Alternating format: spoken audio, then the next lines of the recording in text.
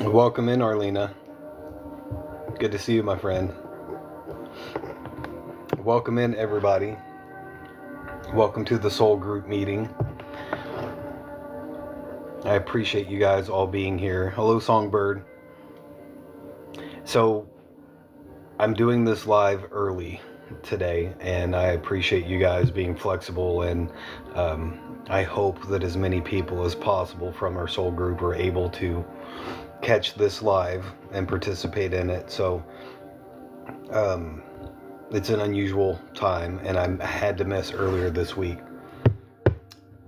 So if you guys don't mind, if you could help me get the word out there, share this to those that should be in here.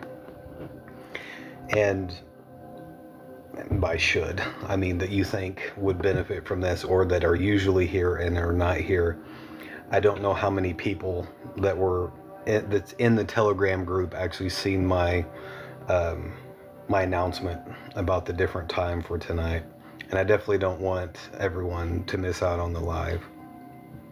So if you could help me get this out there, share this with friends, with people that normally are here, I would appreciate that. I've got some plans for tonight, some things I want to talk about with everybody. They're good things, but they're things that I want to discuss with you guys for sure. But first and foremost, I hope that you guys are all safe. I know that our Soul Group collective is kind of dispersed all over the place. But where I'm at, and I know where several of the Soul Group members are at, the weather has been crazy. It has been very intense. Spring has sprung, and in the central United States, and moving eastward, the weather has just been absolutely wild. Hello, Kimberly. Welcome back, my friend. Thank you, Arlena, for sharing this. I really appreciate that, as always. Probably the biggest and most intense wave of extreme weather that I can recall all at one time. It seems like for a week, almost a week now, it has just been one thing right after another.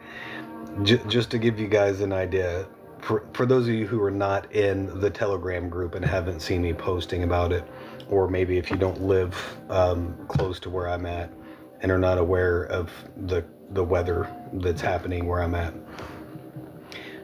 Yesterday, I think it was yesterday, within a 10-minute period, we had 3 tornado warnings in our county. 3 within 10 minutes. And we got very, very, I'm not even going to say lucky. We were blessed. And I know that not everyone is that lucky, right? There's a lot of craziness going on with the weather right now. And those of you who have been following me and having these discussions with me for some time know that this is not a coincidence, and that it's not just some random fluke of Mother Nature. These things are to be expected, and they are expected to increase in intensity and frequency. They will happen more and more frequently and more intensely as this cycle progresses, as we close out the cycle that we're in and we begin the next new cycle. Hello, Noel. Good to see you, my friend. We have weathered the storm so far. We are truly blessed to have made it through all of this weather completely unscathed. I don't know how many tornadoes there were in the state where I live, but I know it was a lot, and the flooding is it's wild. Where we moved from a couple of years ago has just been absolutely hammered, and my thoughts and prayers are definitely going out to anybody dealing with anything like that. They were hit with multiple tornadoes within a week's span, multiple, and then extreme flooding, what they're calling a 1,000-year flood, meaning an event like that happens once every 1,000 years or less. And the funny thing about that is, before we moved from that area, in 2017, they experienced a 1,000-year flood in that area, and it was really intense. So it wasn't quite 1,000 years that elapsed between those two events, but it's definitely out of the ordinary having storms like this. And it's not just here; they're happening all over the place with increasing frequencies, right? And for any of you guys who haven't witnessed these types of weather events firsthand, it's not just the weather either. The earthquakes, for anyone who has not noticed, are on a massive uptick right now in the last several months. There's been a massive uptick in earthquakes across the planet, not only with the frequency of the earthquakes, but with how powerful they are. Same thing can be said with volcanism. Volcanoes are waking up across the planet, and all of those things are to be expected with this cycle that we're in. So I'm not here to talk about all of that the whole live tonight. I've got something that I feel called to discuss with you guys, specifically for part of the soul group meeting tonight, and then we'll see where that conversation leads us, and then we can, talk about whatever the soul group needs to. The time is certainly here, my friend. This is where we're at right now. We're at the end of an era, a major closing out of a cycle, and the completion karmically of a great cycle and the beginning of a next cycle. So that means tying up a lot of loose ends. A lot of debts are to be paid. The scales of justice need to be brought back into alignment, back into balance.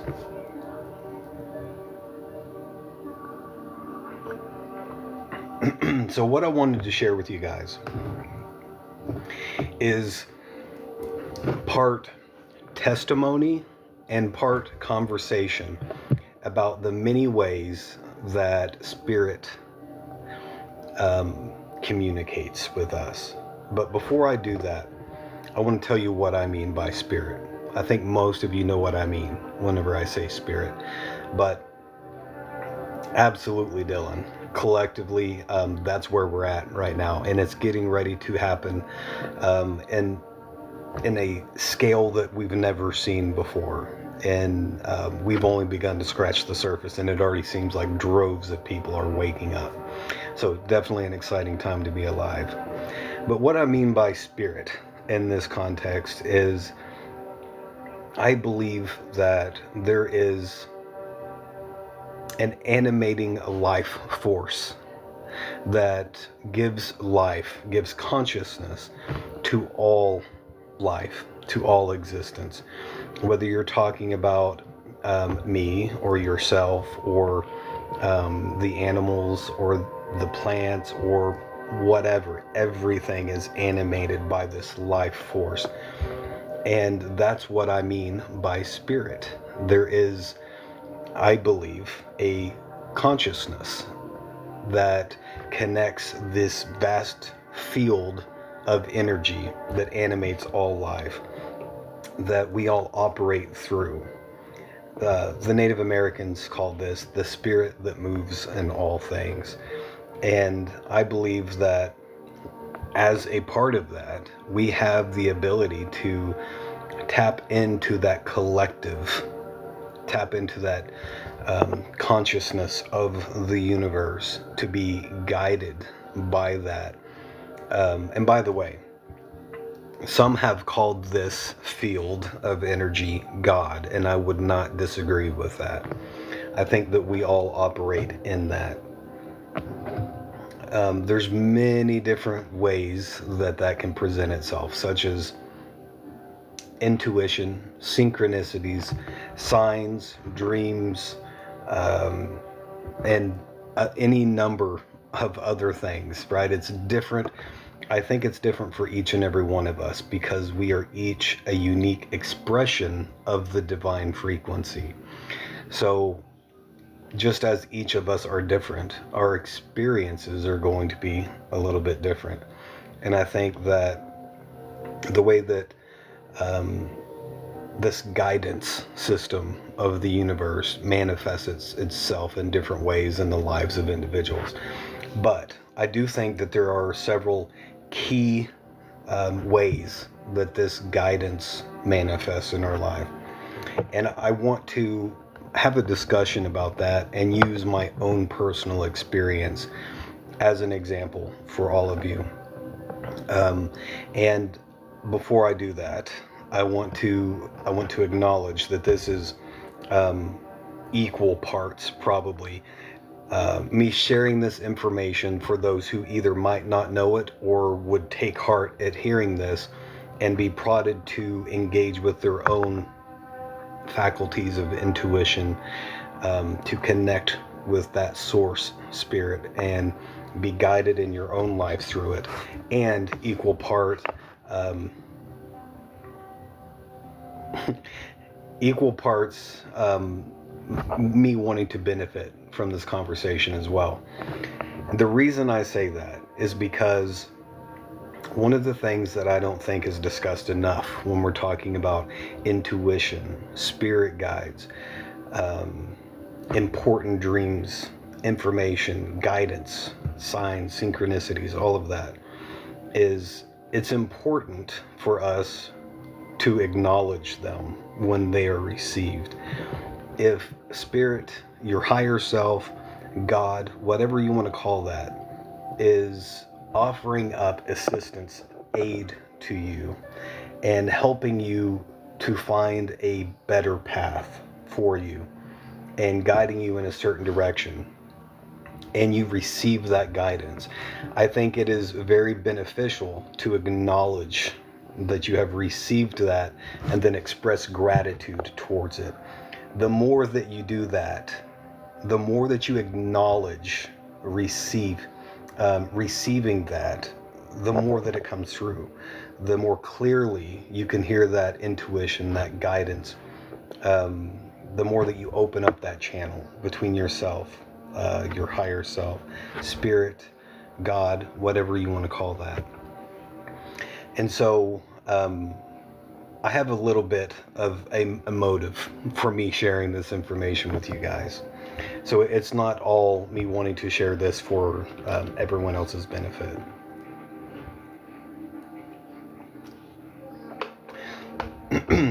So just keep that in mind. Those of you that have been a part of the soul group for a long time, bear with me, because I know that you guys have heard a lot of this before, but I assure you, you have not heard all of it before. And I want to give a snapshot of my life in the last, we'll say, 3 years. And I want to give a few examples, not all examples, but a few examples of how I've connected with that guidance through spirit in many different ways. I'll give several different examples of how spirit has guided me and the results of following that guidance, right? And then I'll give some examples when I didn't follow that guidance as well. And hopefully it'll be in a way that is beneficial in hearing that and can help you to trust in yourself, to trust in that internal guidance system and in your intuition, the power of your subconscious mind, and trust yourself enough to be led by your higher self. Get on with it. All right, Faye, in your honor, I will get on with it. So, for those of you who are not aware of my situation, who have not heard this before, about 3 years ago, my life was vastly different than it is right now.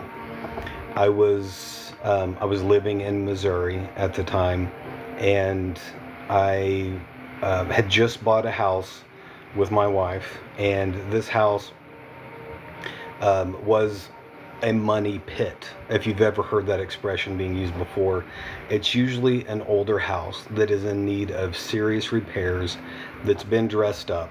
It looks good on the outside until you start digging into it, and then you realize that it's going to take more money and more work than what the property is worth in order to be able to redeem it. This house, this property that we bought was that exactly. But we had just bought this house because the area, the property itself was fantastic, and we wanted to live outside of city limits. At the time, I was working a job at a defense contractor that was a really good paying position, but it enabled me to pay my bills. But at the same time, I felt very trapped in it because it was not in alignment with my soul, and I knew that. And what I mean by that is this was a defense contractor. They made weapons for war. They made machines for war. That was the only purpose for these machines to be made. And my position involved the planning aspects of the manufacturing process. So the better I was at my job, the more machines of war were being produced and were available for various countries all around the world. And the whole time I was working there, I wrestled with that because I am not on board with non-stop war. I'm not on board with war, period. I'm not on board with going overseas and taking other people's lives, fighting over precious resources and oil and whatever the reason is. I just, to me, it's akin to murder, and I don't want any part of that. So I was having this internal struggle with this position.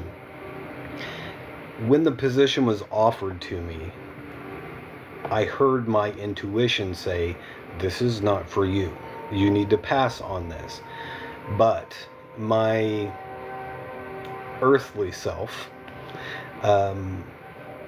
ignored that internal guidance because I had been struggling for a very long time to make ends meet.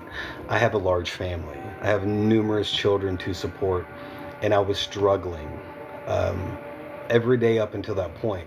I never knew if we were going to be able to pay all of our bills at the end of the month. I never knew if we were really going to make it this week, if we would make it till my next paycheck.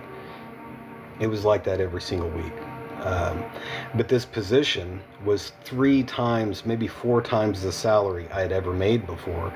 So I decided to take the position and disregard that nudge from within, that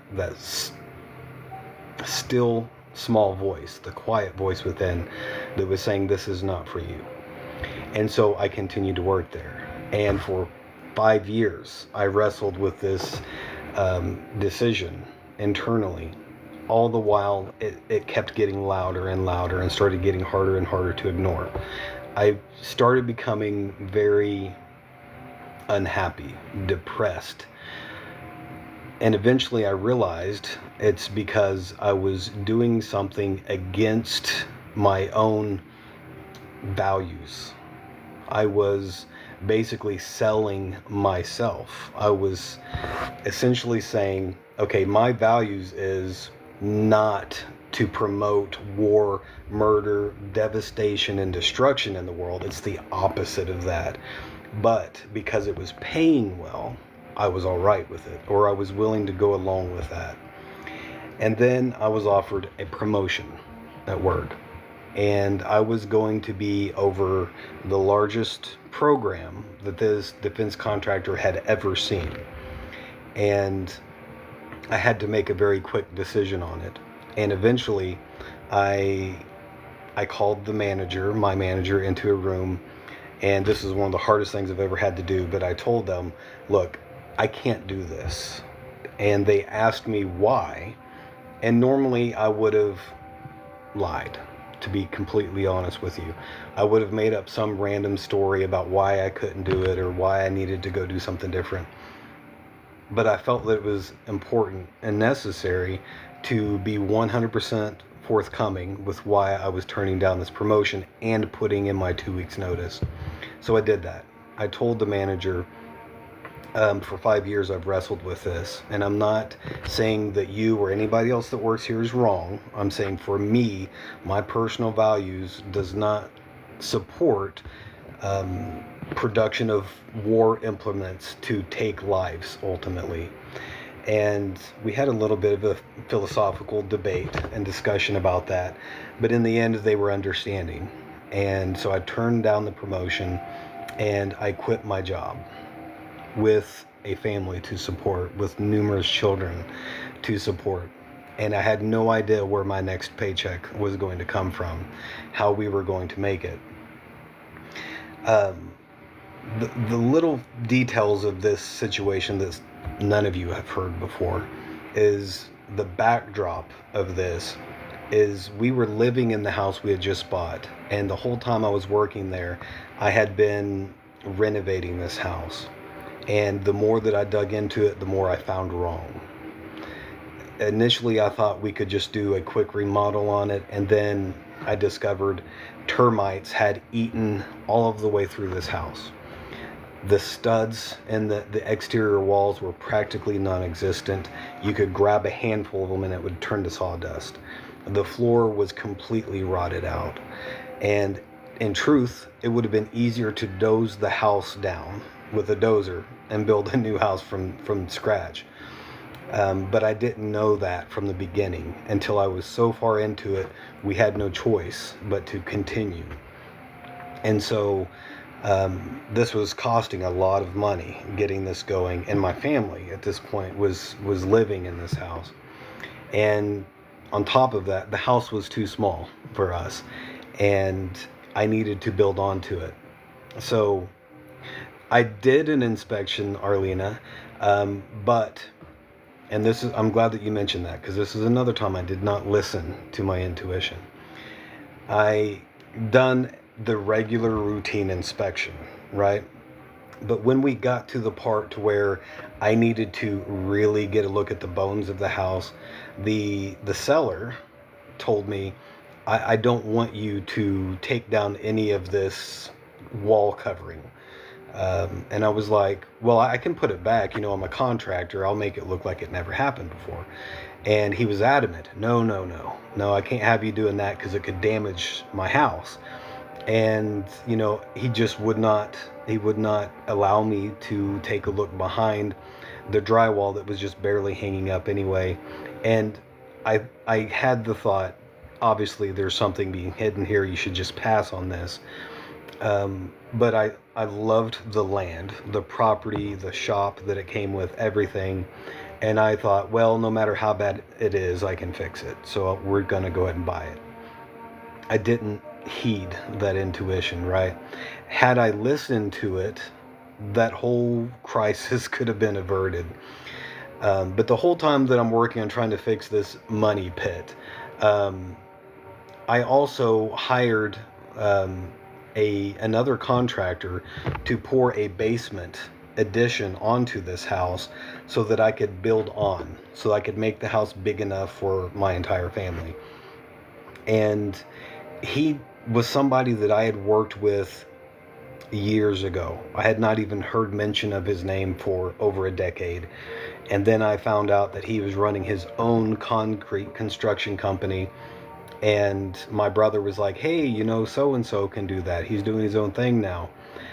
And I had seen him work before, but he was a little bit of a shady character.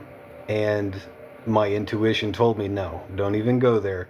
I didn't listen, because the next contractor in line was 6 months out before they could even look at it. So I was like, all right, we'll just have him do it. And long story short, he wound up walking away with $15,000 without pouring a basement. He did some work, but the work that he did actually jeopardized the structural integrity of the existing house. And he walked away and vanished with over $15,000 that we didn't have. at the time. And again, the backdrop of this is at the same time I just quit my job because I knew it was the right thing for me to do, that I was essentially selling my soul by going against my values in order to make money. And so this was a really rough period of time. We, at that point in time, wound up being over $250,000 in debt, and bills started coming due. Everything started coming due at the same time, and I didn't have a steady income. I started my own construction company, and I started that with my brother, and at first things started going really well until they didn't. And then we got hired 2 jobs in a row to where we got about 2/3 of the way through the job, and then they decided, we don't want you to work for us anymore because this is getting too expensive. Just stop where you're at right now and leave the job site. This was all going on during the COVID pandemic, right? That is the backdrop of this story. So I quit my job. I started my own construction company. The price of lumber was dirt cheap. And then COVID happened. And I'm of $250,000 in debt, and all the bills come due at the same time. The price of a 2x4 went from $3 a 2x4 to $12 a piece. And nobody could afford to have me work for them anymore. So everything was just like imploding all at the same time. And then I decided to, I actually was introduced to a woman who is a channeler. She channels people's spirit guides. And I decided to give it a shot. So I had one session with her, and right off the bat, I was completely blown away because she had tapped into something. She knew things that she should not have been able to know.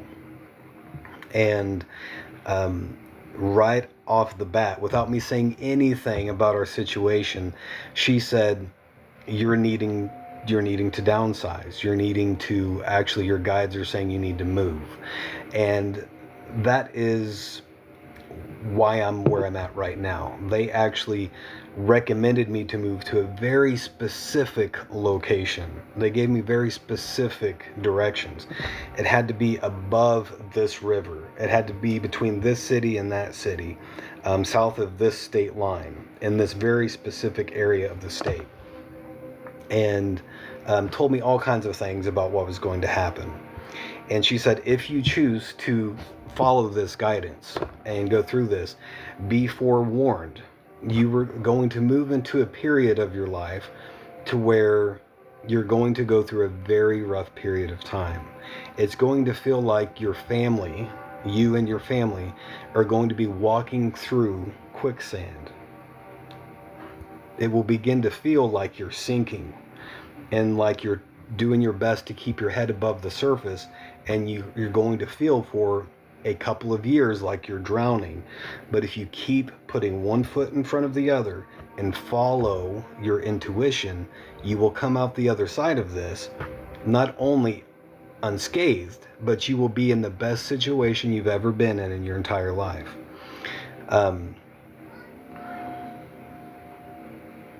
Elizabeth, hang in there. Let me finish this story and then I'll talk to you about that.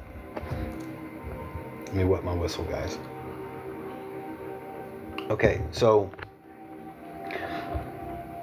I was at this point 100% sold. Before I continue on and move the story along, she told me about a person I would meet. And she said, it's important for you to work with your hands. You're meant to be working with wood. And I was like, okay, I'm not really a woodworker. Maybe she meant construction. And then she said, I'm seeing trees specifically, like oak trees. Like you're going to be chopping trees. You're going to be making lumber, like a sawmill. Do you know anybody who has a sawmill? And I said, No, I don't know anybody who has a sawmill. And she was like, well, maybe you could start your own. And I was like, I have no money. We are $250,000 in debt and I'm unemployed. There's no way that's going to happen. But I didn't say anything about it. I just was like, okay, whatever. My wife and I had several conversations about this, and reluctantly, she agreed to make some changes with me. And listening to the other advice from my spirit guides, they told me I needed to go to the woods, off by myself, into seclusion for a period of time, for a few days, and that I would receive the guidance and direction that I needed. I would receive the confirmation that I needed. So I decided to go on this trip by myself. So I spent a week or so planning this trip, and a couple of days before the trip, I thought of everything that I would possibly need to survive by myself in the wilderness. And so I packed this giant hiking backpack full of everything you can imagine, right? I had the pots and the pans and the water filtration and the blankets and tent and all of these things that I thought that I needed. And I set out into the wilderness, and I was led to a national forest area about 20 or 30 miles from where I was living at the time. I had never really been there, but it was the most gorgeous landscape you could possibly imagine. It looked like a slice of heaven. I was there, I believe it was during the late spring. It was just absolutely beautiful, right? But as I'm hiking along, trying to find where I'm going to camp, this is the actual wilderness, right? This isn't a camping area or walking trails. This is through the actual wilderness. This backpack is starting to get really heavy. I didn't weigh it, but it was probably 70 or 80 pounds at least. And I'm walking along, hiking with this backpack, and I noticed that I was out of breath. I was losing my breath. I started breaking out in a sweat. The straps started cutting into my shoulders, and I'm trying to observe the beauty around me, but I'm just in so much pain and misery of all of the exertion of this giant load on my back. And out of nowhere, clear as day, I hear, "Lighten your load." And I was like, okay. So I take the backpack off and set it down. And for the first time, really, I'm able to look up and notice that I'm walking through a slice of heaven. It was almost miraculous how beautiful and how peaceful this landscape was. And then, like a lightning bolt, it occurred to me that was the entire reason why I was there and what my spirit guides were trying to get me to see. I was only there for half a day, and I already knew why I had been sent there. They were telling me, lighten your load. I had so much crap on my back that I was carrying around through life that I could not enjoy living. We were struggling to stay afloat, treading water with the weight of all of this stuff on our shoulders unnecessarily, and it was making life a struggle. We had $250,000 in debt, trying to pay for all of this stuff that society had told us that we needed, right? And it was just a massive explosion of realization in that moment, to the point I laughed hysterically. If anybody had been there in the wilderness and had seen that, it would have been quite comical, because I couldn't help it. I completely lost it. I laughed hysterically at the realization that is why I had been sent there, just to have that realization. So I went back home and I explained this to my wife, and she reluctantly agreed, okay, let's try making some changes. So we had a massive yard sale for a few days, and we sold a lot of stuff that we didn't need. We felt like we needed it, but we didn't. We sold probably a half, if not more, of our stuff. I sold 2 vehicles, probably 4 or 5 truckloads full of stuff, and we decided to look for this house. And we eventually found a house in the right area that was actually big enough for us, and the sale price was $100,000. We owed almost $250,000 on our current house, so we decided to put it up for sale. And we were looking into which realtor we were going to use to list it, and I heard list it yourself, right? I was being guided towards that, so I said, okay, I'm going to list it myself. We went through, I think, Zillow, where you can list a house for sale yourself, and within a week we had somebody show up with a camera, and they said, we have a client who wants to see your house. Do you mind if we show them around on camera? And I said, sure, go ahead. And they were there for about 15 minutes, and then they came back and said, my client would like to make an offer, a cash offer, sight unseen. And I was just completely blown away. We sold this property for what we owed on it. We did not make money on it, but we did not lose like we thought we were going to. And then we decided to put what was left over into this new property where we were moving to. So we uprooted our family. We moved out of state to an area where we knew nobody. We had no connections. I had no job lined up. At the direction of my spirit guides, right? Which I would just want to take a moment here and appreciate my wife for that understanding, because I know it takes a special person to be able to put up with that, right? I am a lot more spontaneous than my wife is. I am a lot quicker to jump. I'm more likely to dive headfirst into something, especially if I feel led by spirit. If spirit is saying go this way, I jump, and then we'll look after that. But my wife is not always that way, and that's how most people are. That's understandable, right? We have a big family, many children, moved out of state where we knew nobody, had no connections and no job. So she deserves some recognition for that, for sure. And then what proceeded to unfold for the last couple of years has been truly mind-blowing, right? Just absolutely astounding. We went through 2 years of hell, a little over 2 years to be more precise. What we found shortly after moving here, the land was absolutely beautiful. Some of the most beautiful land I've ever seen in my life. The people were all super friendly and everything. The property that we bought is in the middle of nowhere. And when I say the middle of nowhere, I mean we're at really, really close to the Ozark St. Francis National Forest, which is like, I think, 1.4 million acres of wilderness. The nearest gas station from our house is 45 minutes. So we're in the middle of nowhere, right? Which was ideal for me. That's what I wanted. My wife is a little bit more of a social creature.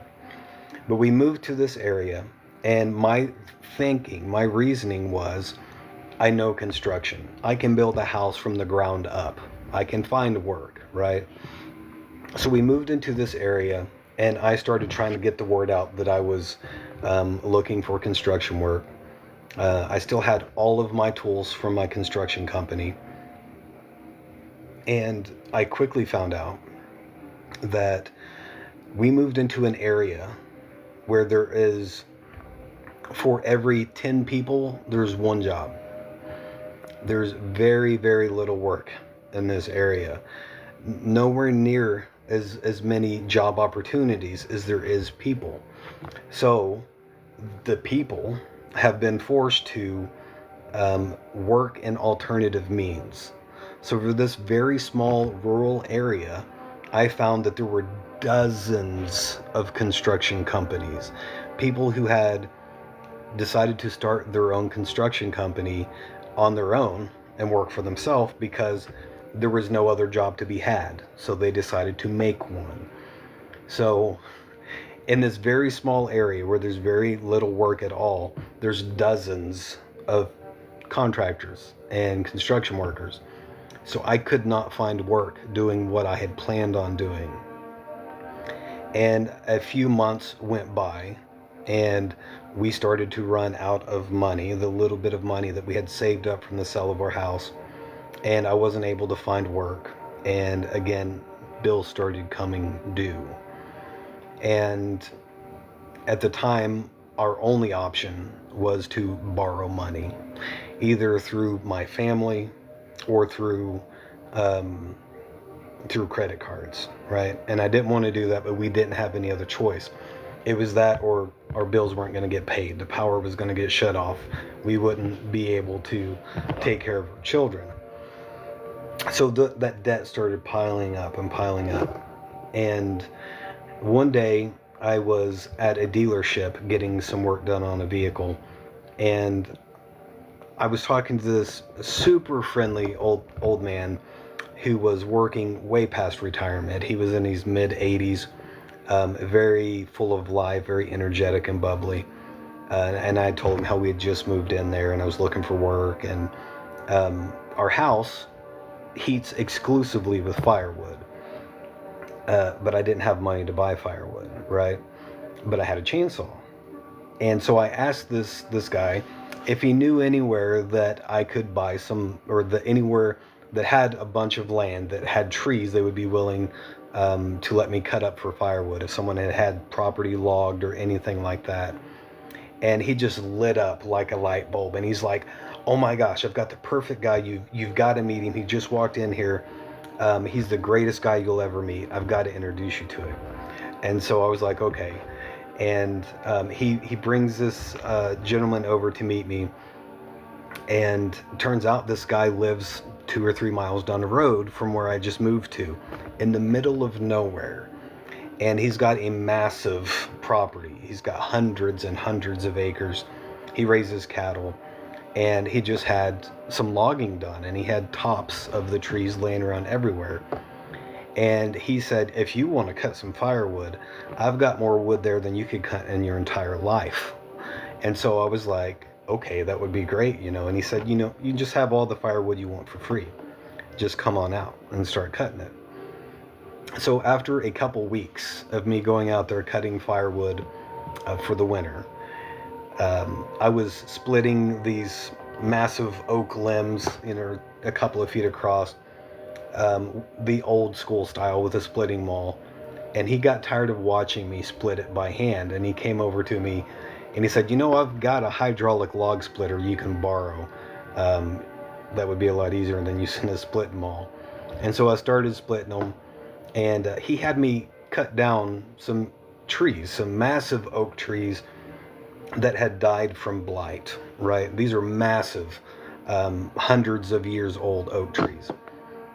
And I cut up 1 or 2 of them, split the entire trunk for firewood. And then he said one day, it's an awful waste to see all of that really good, beautiful oak just being split up and burned for firewood. Why don't you save the trunks and just burn the limbs, And I can, maybe get those sawn up into lumber later.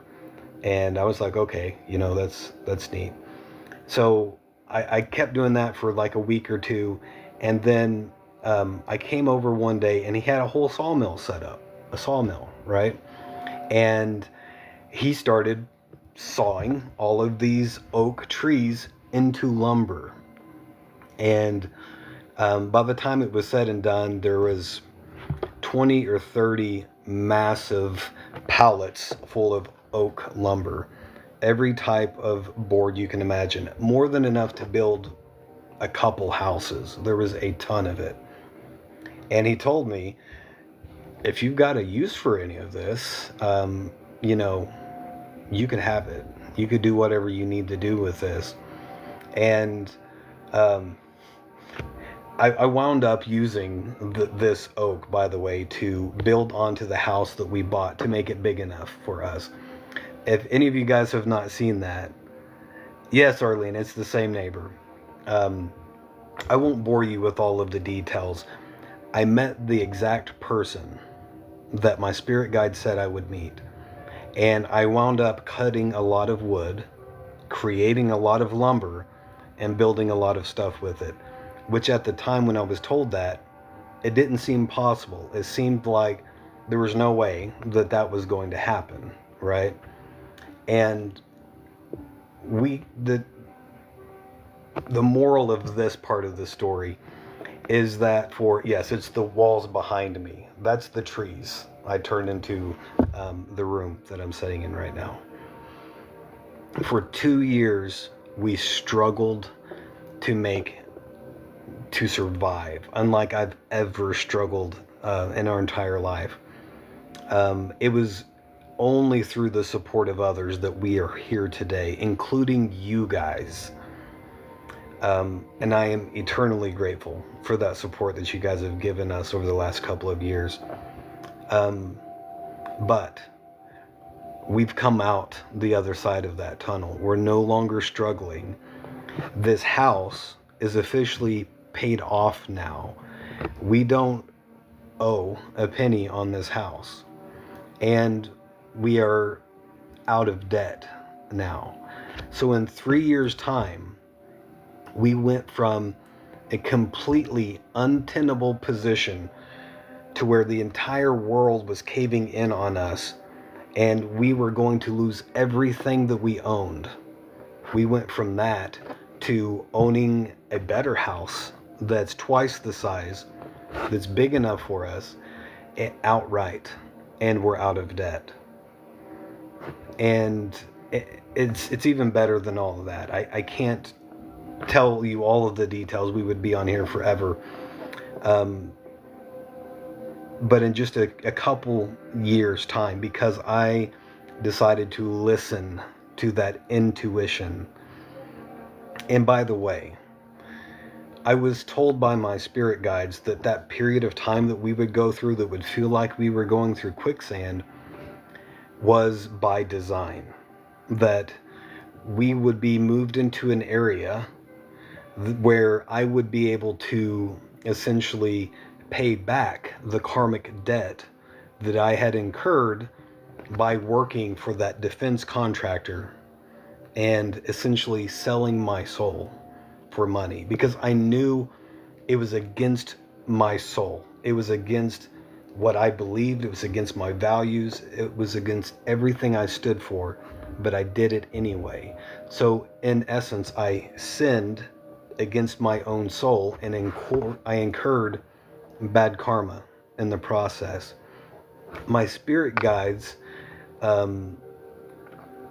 they recommended this area specifically because they knew I would be moved into the position where there would be no work. My only option would be to suffer and toil and try to create something on my own and for myself. By the way, that's what led to the creation of the soul group that we're all here participating in right now. So if all of those things had not happened, I would not be here before you guys right now. The soul group wouldn't exist. And I don't even want to think about where my family would be, stability-wise or financially or any otherwise. But we've come out the other side of that now. And there's been thousands of ways that Spirit has guided me along that path. And I know that that is only through the Creator, that is through God, that I was able to receive that guidance and direction. And to your point, the glory in that is all belonging to God. Because I'd done none of this under my own effort, right? I would not have been able to. But for the first real time, 3 years ago, when I heard that intuition, I acknowledged it and I acted upon it. Every time in my life that I had ignored it or chose not to heed it, things got really bad. And it's not like I was being punished for not heeding the intuition.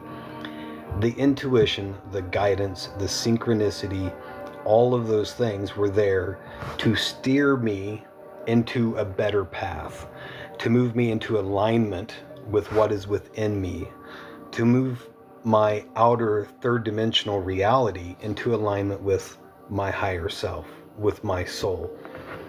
And every time that I did heed that call, that I listened to that intuition, even if it led down a bumpy road, things have worked out absolutely beautifully, beyond my wildest dreams, things that I would have never thought that would have been possible.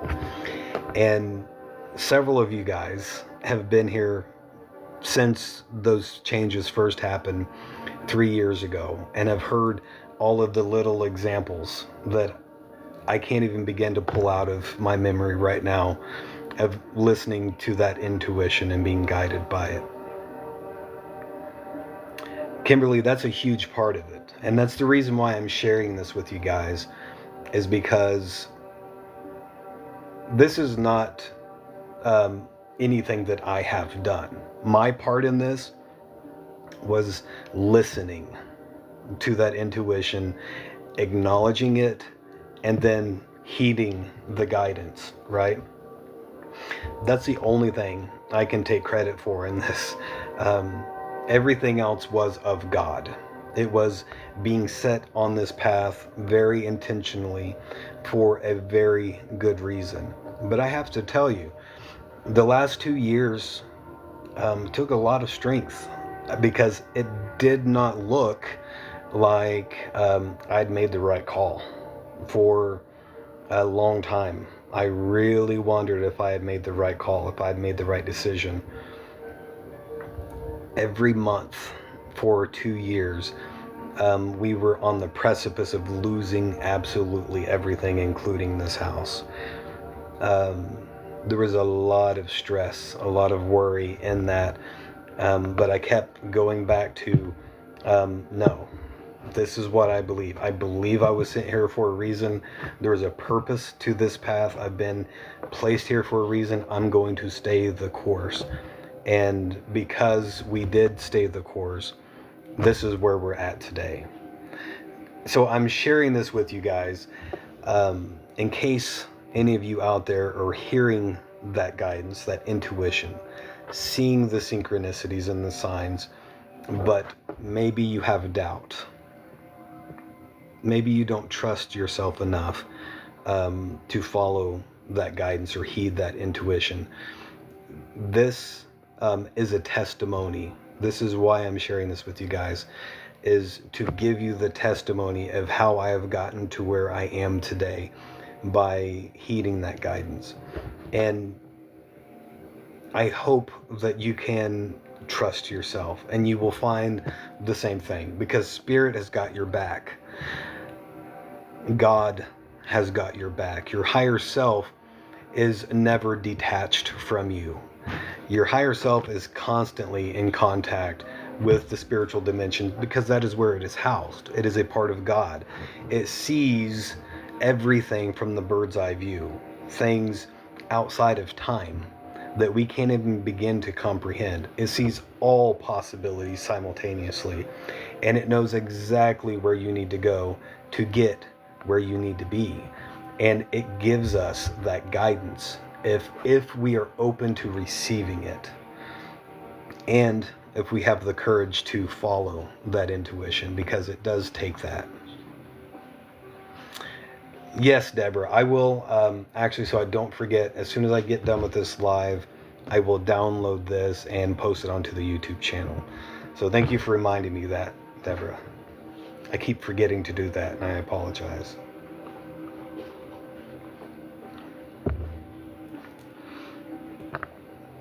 The wild thing about all of this is just one example in my life where God has shown up for me out of countless, hundreds of times. And I know most of you guys have heard all of those stories or a large percentage of them. But I can't possibly share them all at the same time, right? We would be on here for we would be on here for days or weeks, and it would be overwhelming. It would absolutely be overwhelming.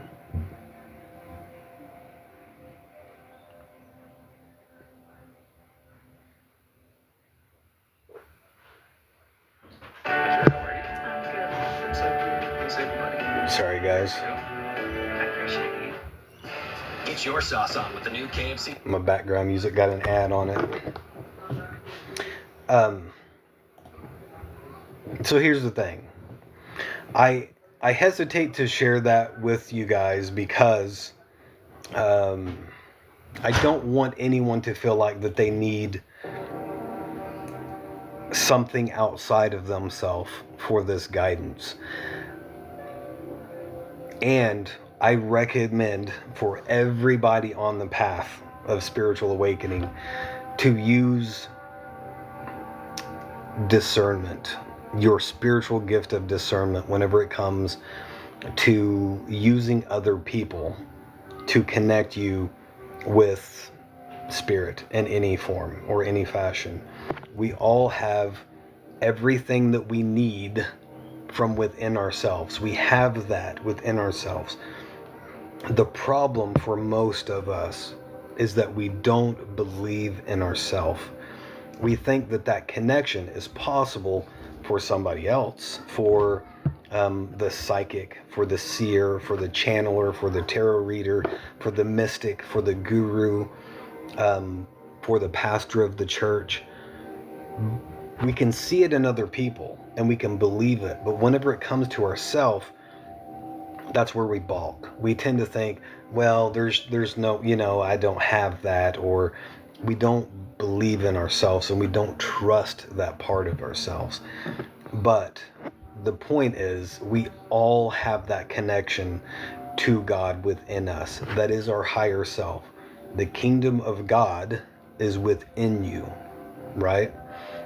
So my recommendation is always use your spiritual discernment when that source is not coming from within. That being said, at times we need that validation. We need that confirmation from outside of ourselves that maybe we're being led is the right path, or that we're hearing correctly. So from time to time, I won't say it's necessary, but from time to time it's helpful to work with other people who maybe have more experience in connecting with intuition, with synchronicities, those like the woman I was working with who channels spirit guides. Unfortunately, the person who I was speaking about, who I worked with a few years ago, she's no longer doing it. She decided that it was in people's best interest for her to stop doing it because people were relying on her guidance so much that they were not listening to their own intuition, that it was creating a type of dependence upon her as a source of information instead of trusting in self. And it's the same thing that happens with most religious movements. Before there is a religious movement, a person has a connection to the divine. A person has experienced universal enlightenment or true spiritual awakening, and they encounter the divine very profoundly. And then people gather around them as they share truth, they share experiences. But then very quickly that evolves into the message is lost and following the person. And then that evolves into a religious system of dogmatic rules and laws, right? And the message is completely gone. And so I can understand not wanting to do that anymore. I wish that she did. But I can tell you, nothing that she told me, none of the guidance that she told me was I not already receiving from within myself? There was bits and pieces of it that I could say I did receive extra guidance, like the exact area that I was to move to, right? That was very helpful, and I did not have that on my own. Now, I did know that I needed to move to this area. I had been called to this area, and for 2 or 3 months before I ever even talked to this individual, I had talked to my wife about moving to the area where we moved to now. I felt drawn to it. So I believe that the answers are inside of us, and that this is the real reason why I'm sharing this story with all of you guys, is so that you can see, if not through yourself, maybe you can see through another person, that connection, that truth is within you. It is always there. And the key is to strengthen that muscle, right? It's just like any other muscle. When it goes unused or neglected for long periods of time, it can atrophy, right? That connection. But the more that we exercise that connection, the stronger it grows, the clearer the communication, the more open the channel becomes. And that's also part of my motivation for sharing this with you guys, is I'm trying to strengthen my own connection. I am sharing this with you in part as a testimony to say, I am acknowledging my connection to the spiritual dimensions of life and the many ways in which Spirit has guided and directed my path. Because the more that we receive that guidance and then acknowledge it, the more it happens. Spirit likes to be acknowledged as well, and it likes gratitude, just like we like gratitude. If you go out of your way to help another person, how likely are you to continue helping them if they show absolutely no recognition, no gratitude, or even acknowledgement of your efforts, right? You might not be as likely, you might not be as willing or as energetic about helping them in the future. And I'm not saying that if you don't acknowledge Spirit, if you don't show gratitude, that your spirit guide, your higher self, is just got to say, well, whatever, you're on your own, because I don't believe that. But I think it helps to strengthen and foster that connection. Eckhart Tolle says that eventually all modalities need to be set aside. I agree with that too. The way that I look at outside sources, whether you're talking about channeling, tarot cards, whatever it is, a guru, a mystic, whoever, or whatever we're talking about, whatever modality that we're talking about, I see those as training wheels. They're there to help us as we learn to pedal the bicycle that is our existence on our own. And there comes a time when those training wheels need to be taken off, or they begin to hold us back. And then we get entranced by the allure of the phenomena, right? Part of spiritual awakening is spiritual gifts coming online. And that's different for each and every one of us. Some people develop claircognizance, clairaudience. Some people develop healing capacities. Some people telekinesis, the ability to move things with your mind. But the problem, the trap, can become, once those things are experienced and that they're brought online, that we become enthralled in those things, the shiny new thing, and we can get trapped in that because of the egoic attachments to it. And then we can pour our time and energy into that thing, which wasn't the end all be all. It was meant to aid and assist us on our path, right? And I think that these modalities of connecting to Spirit whether that's a channeler or a tarot reader or an astrologer or whatever it is. Those are helpful for a time, and they serve a purpose like training wheels. But I think it's important to know that they have their time and they have their place, right? So that we don't become too dependent upon that, so that we can develop that own muscle, that own connection within ourselves, because that's the real source of truth. That is the only truth that exists in the universe, is the truth that comes from within you. That is the only truth, in my opinion, that we can be 100% sure of, because it comes from within us, through that connection to divinity, to our higher self.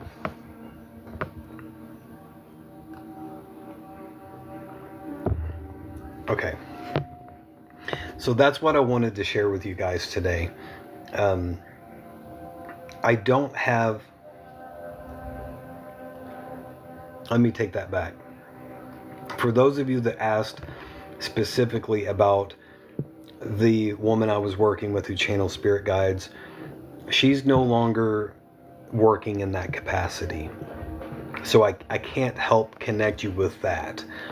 But I have worked with numerous people throughout my spiritual journey who I would vouch for, that I have connected with, that has been invaluable to me on my spiritual path, that I would feel very comfortable recommending you to work with, because I have experienced their gifts firsthand and I know that they are legitimate.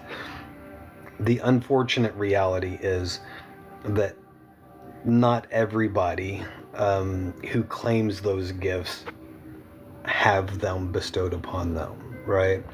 There are people that are out there just trying to take your money. And I think more commonly, there are those who have gifts coming online and they are developing, but they're not as developed. They're not as clear of a channel, and so the message can come through a little garbled, a little disjointed, and there's nothing wrong with that, right? We all have to learn to develop our gifts. We all have to get through that process. But there are those who have developed their gifts and have exceptional abilities in certain areas. I've talked about this for over a year now, and I've not moved on it, but because this is coming up now and I'm being led by Spirit to do it, I'm going to list on my website a page. I will have a specific page called Maggie's List, and on there I will list the people that I have worked with that I believe have exceptional abilities, that I personally have experienced and that I can vouch for because of that experience, and as well as their contact information for those who want to pursue that. But I do that with hesitation, because I don't want anybody to overly depend on that. It has its time and place, but it can become a detriment if you allow it to.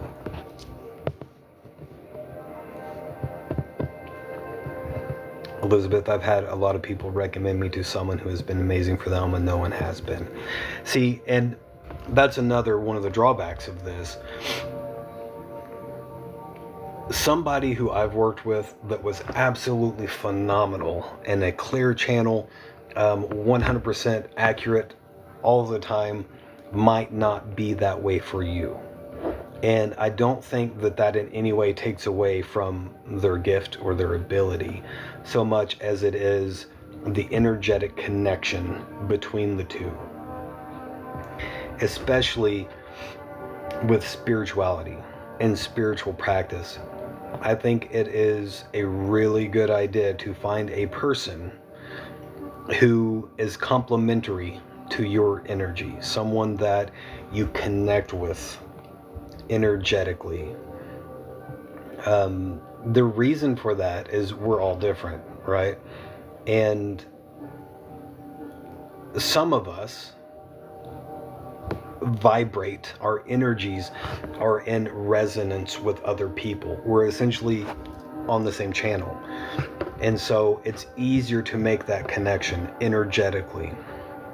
It's not saying, I'm not necessarily saying that we're on the same level or whatever, but our energies are vibrating in harmony with one another. So it makes it easier to establish that connection, to open up a clear channel of communication, and for the information to come through clearly and concisely.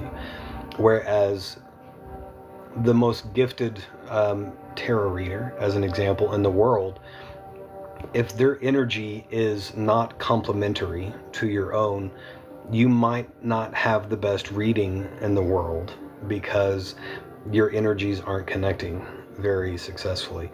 There are those who are skilled and developed enough to be able to overcome that, right?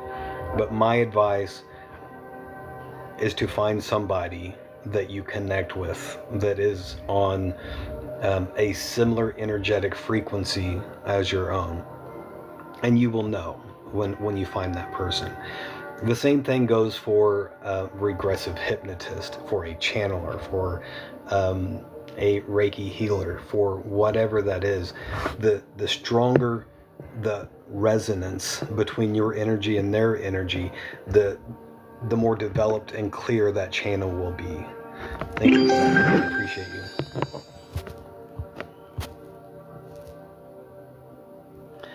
Songbird, I would love to talk to you, my friend.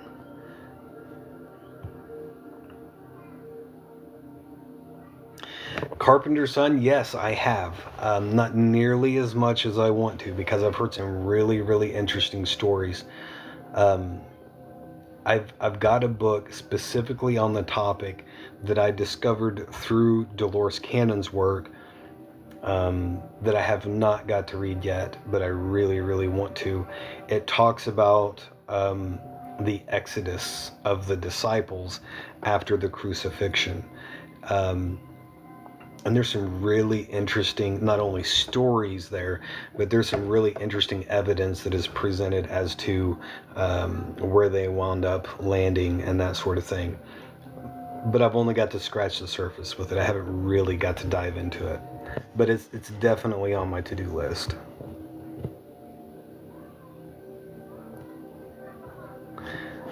France is what I've seen.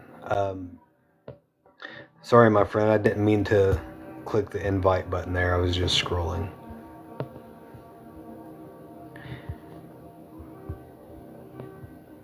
Bear with me, guys. I'm trying to catch up on the comments with you.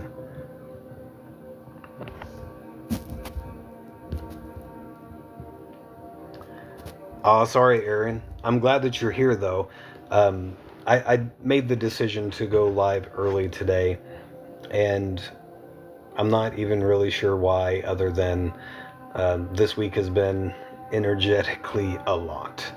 We've had some of the most extreme weather in the last week that I think I've ever seen in my life, and it's just been energetically draining. And so I was fired up and ready to go earlier today, and I decided to do the live while my energy was up instead of waiting till the regular time, because I was afraid that it wouldn't be there at that time. The power of the subconscious is a great tool. 100%. Yeah, Dolores Cannon's fantastic. The Dolores Cannon book was Jesus and the Essene, but that's not the book I was talking about. In that book, she lists recommendations for further reading that touches on the topics addressed in the book Jesus and the Essene. And one of the books that she recommended is, let me look for it because I will probably butcher it trying to, it's actually right here.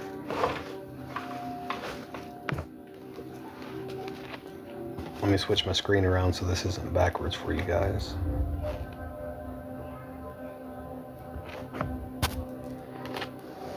It's called The Drama of the Lost Disciples. And I've thumbed through this a little bit, but I have not got to actually read it or dig into it yet. I'm very excited to do so.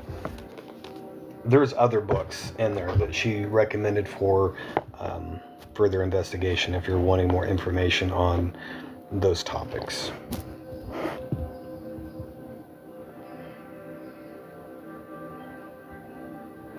Oh, wow. That's amazing, Carpenter Son. I have a question about that. This is a little bit off topic, but I have heard the theory that there is some evidence to support that almost every single one of the relics that have been somewhat authenticated to Yeshua have contained a specific blood type, and that there is a large percentage of this blood type, the largest percentage anywhere in the known world, around, it's in France, and I'm trying to remember if it's Marseille or Basque. I don't remember which place. But I'm just curious if you've heard that theory before. It's supposed to be related to the bloodline of Yeshua, and it's believed that that is the origins of this bloodline, of the blood type.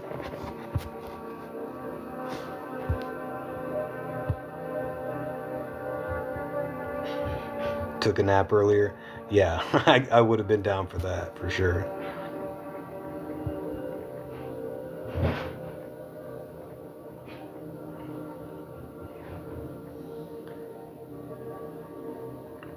Got new crystals for the first time in a long time.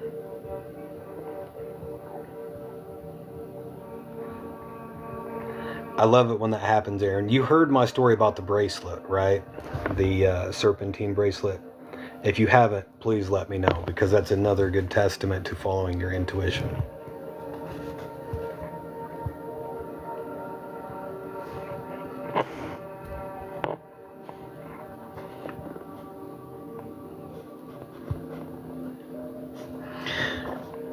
Carpenter Son, I get 100% what you're saying, but from my perspective, honestly, I wouldn't waste the time with it, because what's really important is that which is within you, right? That's one of the things that I've been led to very early on, is there is this phenomena that even Yeshua experienced. And that is that basically a prophet can be seen as a prophet by all except for those of his hometown, you know. And it went so far in the biblical stories that Yeshua actually lost his powers, his abilities to perform miracles in his hometown. And that was because everyone knew him as, you know, the carpenter's son, as you know, Yeshua, whatever. They seen him as Yeshua ben Joseph, not as Christ, not as the Messiah. And so they held this belief of what Yeshua ben Joseph was. And that means everything that Yeshua ben Joseph is not. So they had this vision of Yeshua as the carpenter's son or whatever it was, but certainly not as a prophet, not as the Christ, not as the Messiah. And those things not only are limiting beliefs for ourselves, but they are placing restrictions on other people as well. And that's what those stories illustrate. Because everyone in that area where he grew up, they had this idea in their mind that they were projecting onto Yeshua and others of what was possible and what was not possible. That same principle is illustrated in several other places, such as the woman that was healed along the side of the road by reaching out and touching the garment of Yeshua. And he said very pointedly, "I did nothing. It was your faith that has healed you." It was the woman's belief in Yeshua as the Messiah that saved her, that healed her. It wasn't Yeshua. He did absolutely nothing. And so I wouldn't put too much energy behind worrying what other people think about you or trying to prove your lineage or anything like that, because ultimately the calling comes from the divine, and that is the ultimate authority. That's why I don't worry about the things that I speak on. I've had people come in my lives and challenge my authority to speak on certain topics.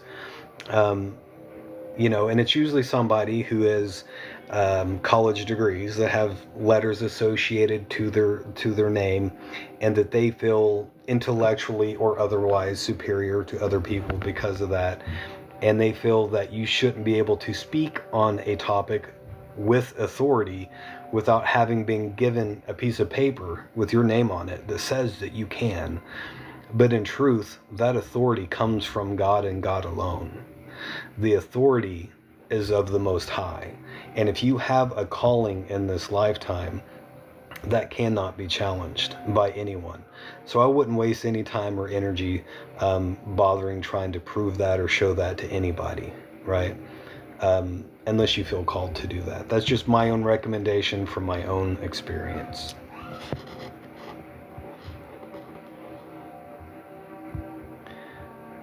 Sorry guys, I got way behind on my comments again. I tend to ramble on and then I get lost.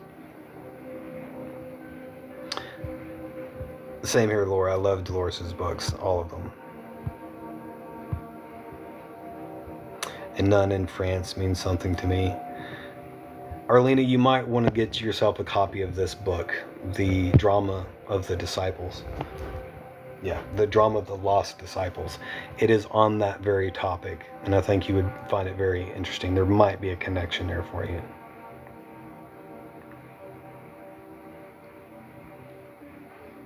You haven't heard the story of the bracelet about the serpentine.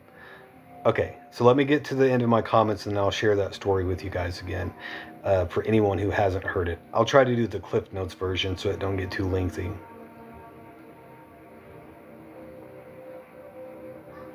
Does manifestation go against God's calling for us?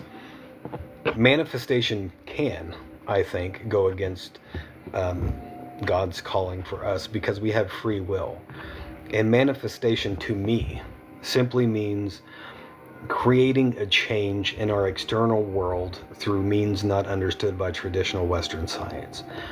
And I think that we are co-creators, that is one of the capacities of our human condition, is that our thoughts and our energy impact the world around us. We have the ability to use consciousness as an organizing principle of matter to manifest things into existence.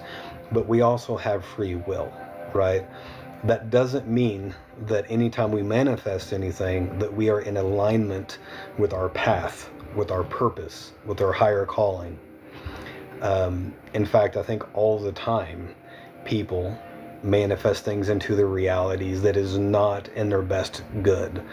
I have a lot of experience doing that myself, and I think that's part of the grand school that is Earth, that we're here to learn, is how to manipulate energy, how to manifest, how to be true co-creators of our world.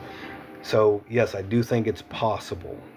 I don't think that manifestation is limited to only that which is in alignment with our best and highest good.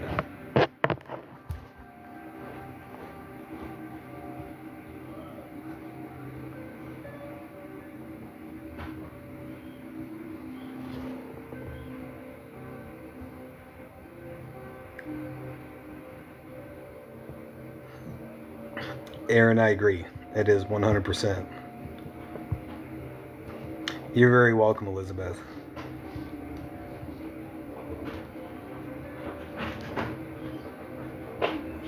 Truth resonates at such a deep and specific cellular level it can't be denied. I agree 100%. And whenever I experience that, I don't know that it's the same for everybody, but whenever I experience truth, that's why I coined the term truth bumps, because I get goosebumps. and I can feel almost like an energetic wave rippling from my core outwards of my being, and then I'm covered in truth bumps. I know that is a function of my discernment. It is my body telling me, hey, this is truth for you. So that's when I pay attention to it.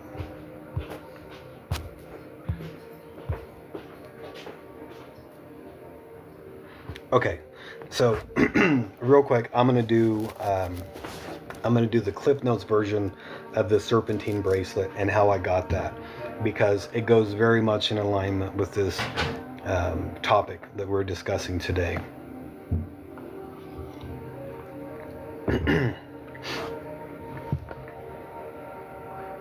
Very much so.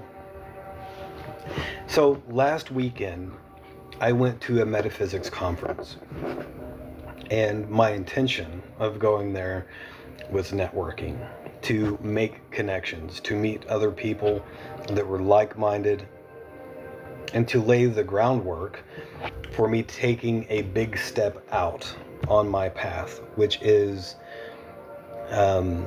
speaking my truth, sharing the message that I have been given to share with the world, which is what I've been doing here on TikTok, but branching out, doing that in person at conferences and things like that. I was trying to get some information on becoming a keynote speaker at this metaphysics conference, so that's why I went there. As soon as I was there, I seen a sweet old lady who had a booth set up selling all manner of crystals, and I was drawn to it, right? I had to go check them out. And she was a little distracted by other people that were there, and so I was just walking around seeing what all was there. And then this bracelet right here, the green serpentine bracelet, was laying on the table, and it caught my eye immediately. I was drawn to it like an arrow to a target. And I remember feeling this sensation, this magnetism to it, and thinking, okay, I've acknowledged that. There's a reason why I'm drawn to this. So I'd already made the decision I was going to take that home with me. And I, kind of was walking around looking at the other things, waiting for her to get freed up. And eventually I asked her, I was like, this is aventurine, right? Because that's what I thought it was. And she said, oh no, that's serpentine. And I was like, what the heck is serpentine? I've never heard of that. And she told me, well, it's primarily used for change. It is one of the ideal stones to help aid in navigation of change. It smooths the edges. It helps you to process change, basically. And I was like, okay, well, I was drawn to it for a reason. I don't know what that reason is, but I'm going to buy it anyway. And then I bought it, and I walked around this massive arena. There's 100 or more different vendors setting up with little booths and stuff. And I had a little bit of time to kill before the conference really kicked off, before the keynote speaker started. And I walked by another individual who was doing astrology readings. You guys know, most of you know, that I am an amateur astrologer. I am not a professional astrologer. I know a little bit about a little bit, but I'm very, very interested in astrology. And it occurred to me that I have been so busy and wrapped up with everything going on in my life that I haven't even looked at my own personal astrology, the progressions or the transits or anything in my own chart in months. So I had this conversation with her, and I was like, sure, I'll go ahead and get this analysis. If nothing else, it'll be a good conversation starter.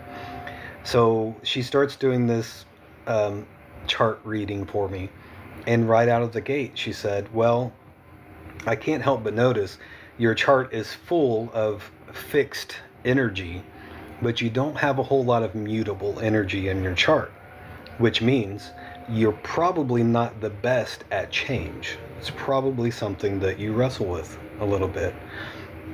And I kind of sat there and thought about it for a minute, and I realized that I I love the idea of change. I love spontaneity. I love adventure. It's very much a part of my being.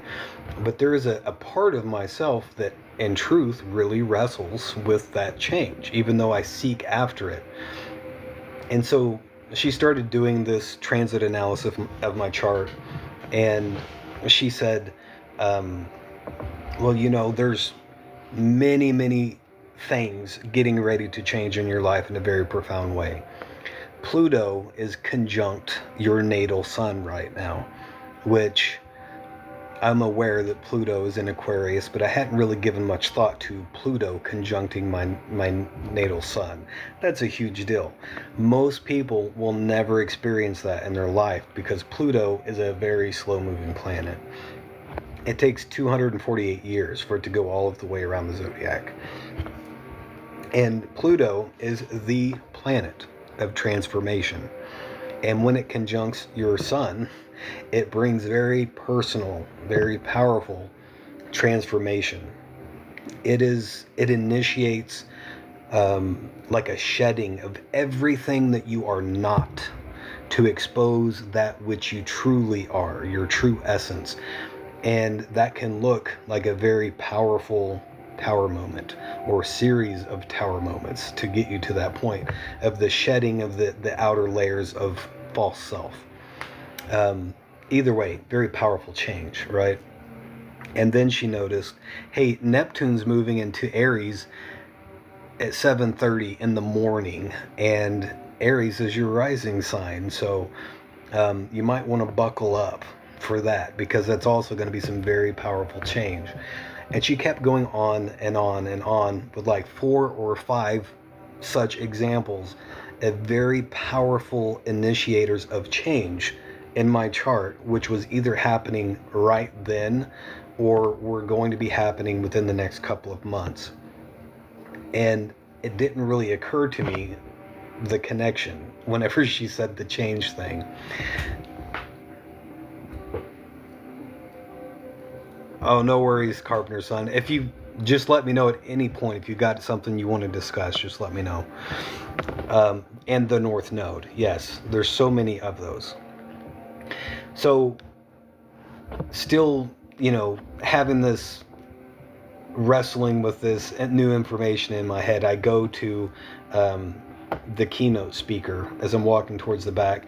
I notice a woman who's got a booth set off by herself, and she's just sitting there observing everyone. And again, I felt that pull. I felt the need to go and talk to this woman. And I was like, yeah, I'm not going to do that. And so I went in to the conference. I told myself, I don't have time for that right now. I've got to go do this thing. And so I sat in there listening, to the thing that I was there for, the keynote speaker. And whenever I came out, I seen her again, and I was like, okay, I'm going to pay attention this time. I'm going to listen. I'm going to go over there and talk to her. I had no idea what she was there for, what she was offering. It turns out that she was a Qigong energy healer, and she also does oracle readings. And I was like, well, I was pulled over here for a reason. I don't know why, but let's see what happens. And so she did a Qigong energy healing on me, and that was unlike anything I've ever experienced in my entire life. As I sat in a chair, focusing on my breathing, trying to relax with my eyes closed, I could feel energetically everything that she was doing. I felt like a string being pulled out of the center of my lower back, as an example. At one point, I felt impacts to my eyes, like energetic impacts, like something was tapping my eyes. And then I felt, and I know how this sounds, but I'm sharing it with you anyway. It felt like something was sitting on my face, almost like a pair of sunglasses, and it was attached into this ear. And as the impacts were happening, then it felt like it lifted off my face, and I felt something detach from the inside of my eardrum. And as soon as that happened, I felt this massive surge of energy in my chest. was almost like a burning sensation, like this welling up of very intense energy. I'd never experienced anything like this in my life, never before, and I haven't since then. It was wild. It was actually so intense, I started to panic a little bit because I was not prepared for that to happen.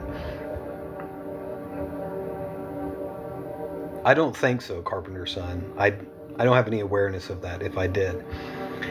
But immediately after this, she said, okay, now let's talk about what's just happened. I told her nothing because I wanted to see what she would say. And she said, well, first of all, your higher self is guiding me through this process. It is telling me step by step what needs to happen and is asking for my assistance in doing these things.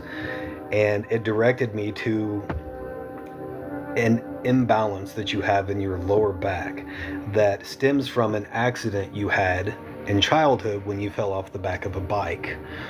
And that happened, right? I remembered that happening. But I was like, okay, a lot of people have fallen off a bike. Maybe that's nothing. Trying to tell myself, oh, it was nothing, right? And then she said, and your higher self asked me to remove the veil has been covering your sight.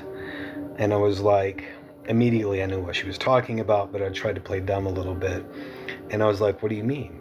And she said, you've had this block, a veil of sorts that has been attached to your sight that has been blocking you. And your higher self asked for that to be removed. And I removed it. And you need to prepare yourself for some changes to happen. That's probably going to happen very quickly. You might start seeing things. The truth is going to be revealed to you in very abrupt ways that you might not be used to now.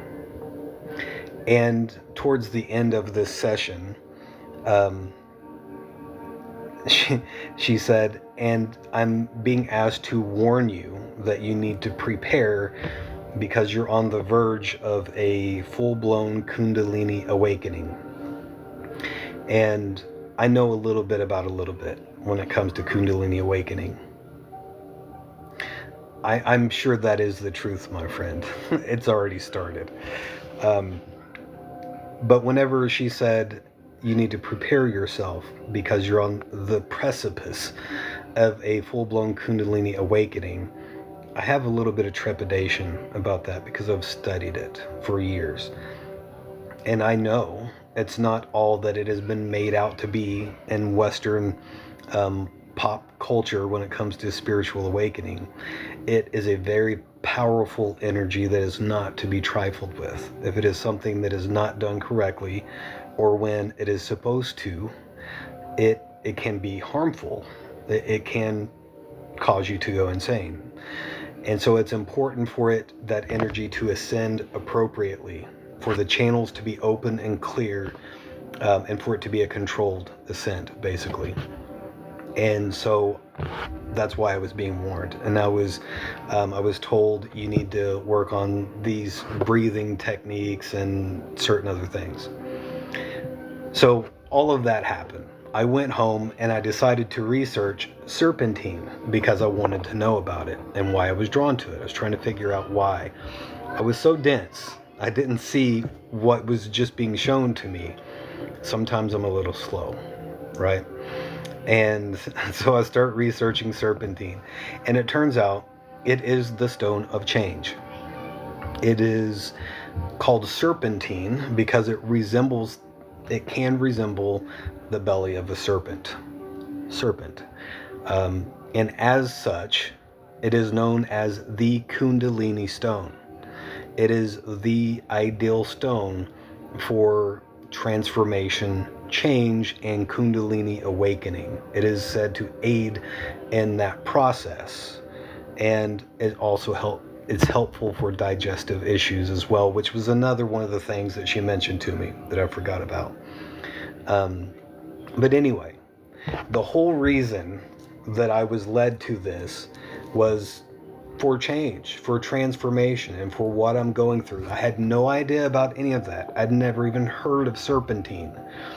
But I was led by my intuition to this. I felt that magnetic attraction, and I had the presence of mind to say, there's a reason why I'm drawn to that, so I got it.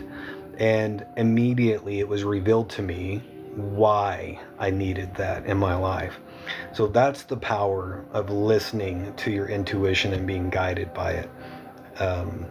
And I know, I have a sense that I don't know the full significance of that yet. And oftentimes that we don't, I think.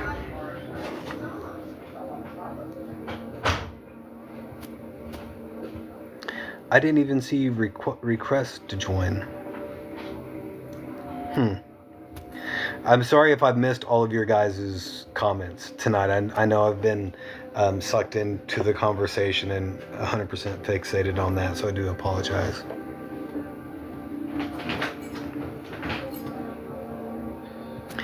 Okay, so Aaron, I just scrolled back up and I seen that your comment that you said about that block being implanted. This is a connection that I made a lot later. Actually days afterwards, I got to thinking about this, and my first true, I can't say my first true experience, but my powerful spiritual experience that I had about 20 years ago, where I had conversations face to face with spirit, where I was charged with my calling, I was told about the future, about my past lives, all of those things. Spirit tried at that time to show me a vision of what was coming in the future. And I braced myself to have this grand vision, and then nothing happened. And then later I was told, you have a block, that this block was placed there either by God or by you. But if you pray for 7 days, perhaps this block can be removed. And I think that's the block that she was talking about. And I did, by the way. After 3 attempts, I finally was able to pray for 7 days. And I have to say, that's not quite as easy as it sounds like for somebody who's not used to sitting still. Praying for any length of time is something that can be difficult to do if you're not used to that.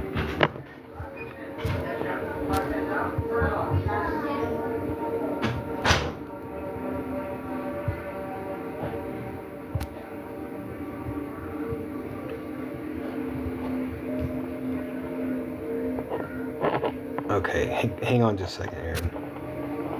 I'm going to bring you up here. Let's see if I can do this right.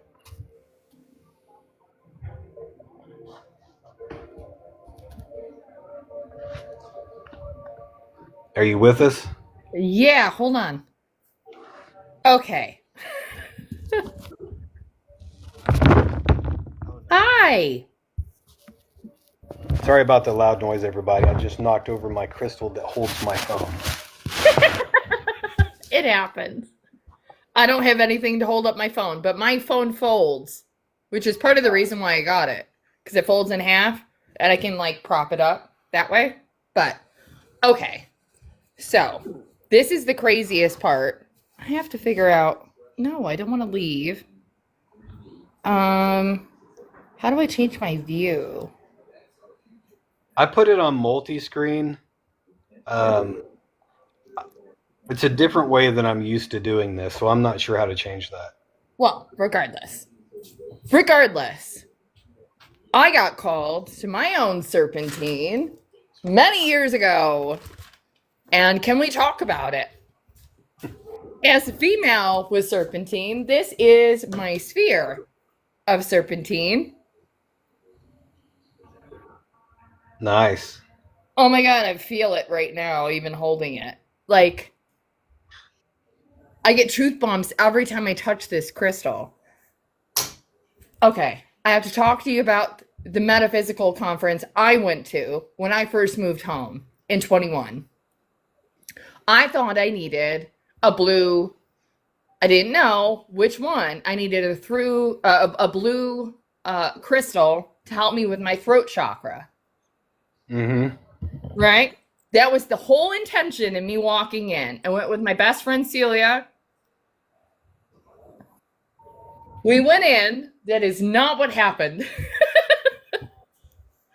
Anytime you walk into a metaphysical conference with any sort of mediumship in any way, shape, or form, you're going to go in there with an idea, and it's going to change the second you walk in there. And the way I was drawn to this woman's booth is the same reason you were drawn, number one, to the serpentine, but also to the other individual. Mm-hmm. Sometimes our knowing transcends our knowing, if that makes sense. I think the more that and that's the main thing. I think the more that we follow that guidance, the stronger it gets, the more clear it gets. Absolutely. So you got to think of it as a instrument that you once knew how to play, or a bicycle, right? Like, you know how to ride a bike. You learned how. You learned how. Or actually the best way I can explain it is ice skating from personal experience. Because I learned how to ice skate very well. I used to be great at rollerblading. I could do spins and all the things. I tried to go out on a date and said, yeah, like 15 years later, let's go to the ice rink. On Valentine's Day, I still know how to ice skate. No, you don't. Yeah. No, you don't. I had little, 3-year-olds doing, pirouettes on the ice, and, myself is, trying to divert myself from knocking them all over, because I can't go in a straight line. I'm like a little old lady out on the ice for our first time. Yeah. It was embarrassing, but also a learning experience. Now, I would say it's more so like that. Your intuition is a dormant thing. You know how to do it, but it's out of practice, right? Oh, so yeah. it makes Everyone it very does. difficult, especially with the energy right now, for a lot of people who are just starting to wake up, to realize that that ping, trusting yourself is very difficult. Oh, yeah. In general. Trust is probably the biggest part of it. For me. I would say it's about 80% of it for anyone. Even this is us coming in with intuition, but people who have either shut that off or turned it off on purpose because of what they had to go through traumas and things like that. It's buried there, and they don't even hear their own voice. You know what I mean? As far as that's concerned. Yeah. It starts as goosebumps with music. It starts with those things, and things resonating, and you start to take note of them, and then you start to realize around you, you witness how people treat you, and you witness how you treat them, and you start thinking about those things. And what am I supposed to own? What don't I own? In the beginning there, right? What part of this situation, relationship-wise or otherwise, do I own and what don't I? And it starts to expand into your family, and then you start to realize those things and those dynamics. Now, serpentine. This shows up when you're ready for it. When you have realized the parts of you that you have owned and should own from your past, but you're in the muddle, the middle, the mud of the future, the in-between is when it shows up. I mean, that checks out. It does. It does. I found this 2 years ago, right before I moved home. Wow. And that's right when I started to get my own gumption back. And that's when I realized how much I was giving away of myself to someone who was not giving to me. By the way, Right. I don't know if he was on the live I was talking about this or if you've heard this, but for anybody who's not aware, someone mentioned earlier about waves of spiritual awakening and how It there's was me. this massive influx, which we've been talking about for years. But with Neptune moved into the sign of Aries, that is literally Yo, the rise. conjunct with Mars? This is insane. Aries with Pluto in, or, I'm sorry, Aries with Neptune in it is the rise of the spiritual warrior. It is. It And is so light. It is we're the gonna light start in you seeing ignited, friend. massive waves of that. It is the light in you ignited. This is why I'm talking about this, because I think it's so important. Because people might not realize that their flame's getting lit. You know what I mean? They might just chalk it up. I mean, it's pretty Not realize to me. I that that's can what's certainly happening. feel that. So I think for a lot of people, they feel that and they're not. Here's the thing, though. I think that energy, we're all receiving a massive injection of energy. And Absolutely. Did you we see the can Schumann use today? It's all blocked off since 5 a.m. that energy can be used one of two different ways. Yes. The last time this Yes. happened with Neptune and Aries is when the Civil War happened. Because the All majority the of protests today? yeah. Yeah. That's that energy in action, right? But the other side is the awakenings. Yeah. It's a good time to be alive, guys. It's a matter of perception. You know, and at the end of the day, it really is. Like, we're able to sit here and witness our ability collectively to make change. Songbird, I believe I It's don't I can't say everyone to your question. Songbird not a says, chosen. is it We're all everyone or is it chosen. It's a matter if you choose yourself. That's my own personal yeah, perception of that. yeah. I don't the chosen to me is And that, well, the chosen, right? That still has duality to it. So at the same time, it's still going to be a matter of perception, right? It's going to be a matter of what your perception sees as being your chosen outcome, we all have free right? will. And we all have the ability to take this energy and harness it whichever way our free will wants to use it. Yes, because we're co-creators. We're made in his image. There will That's be what that some. whole verbiage was. It was I think- literally a recognition that we have a bit of him in us too, a bit of her in us too. We have the divinity in us to be able to be proponents for positive change, right? But it's based completely on our own perception of what positivity looks like. You know? I think that either we're going to use that energy for spiritual awakening or we're going to use that for self-destructive purposes. And I don't think it's the latter. well, we're all collectively at the crossroads and everyone has to decide. Yes, but I honestly feel in my bones, in my heart space, in my soul space, that we have a real, like, this is, you know, when everybody's tied to the polls for like who's going to be president. This is the trajectory of the next 150 years, friends. Choose wisely. Like, you really have to use that compass to manifest what you really want to see in this world and be the change you want to see, right? Like, the things you don't like and the things you do in each other, in your interactions, you know, all of those things, they tangibly right now. Sunbee, are you still wanting to come up here? I didn't see that request until just now. I'm just saying, using your discernment right now, your compass, your God-born, soul-given compass.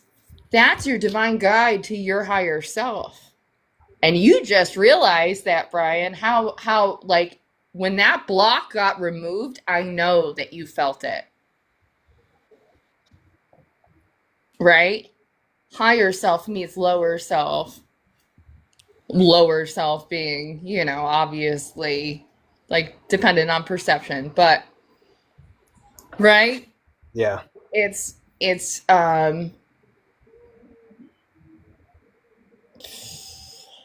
mind-blowing. Like I came in with mediumship, and you did too, but like I want to have a reading done like you did because I feel like there is still something there. I've had dreams, obviously, me and my dream work and how that works. I've been very open with Soul Group about it too. I have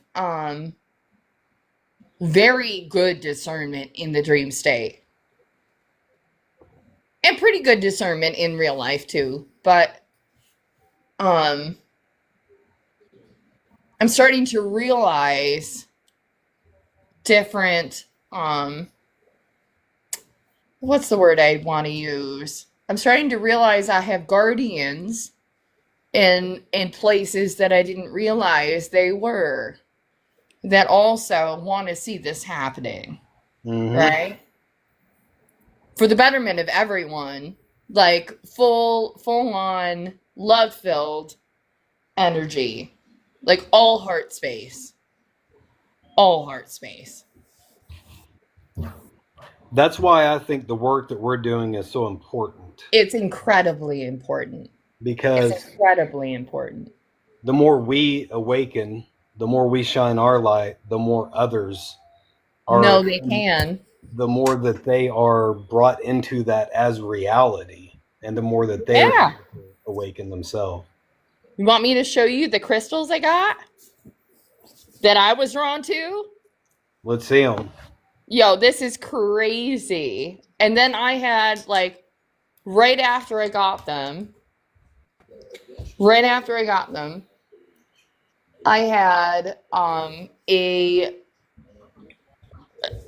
my FYP, a woman come up, and the synchronicities with the numbers. I don't know who's seeing 444, 222, and 111 or 1111, but that's all I've been seeing since the end of March.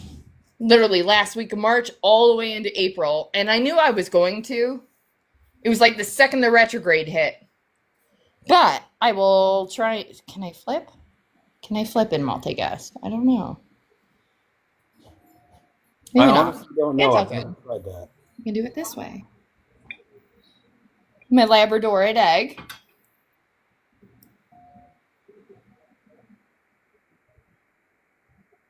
I don't know if you can.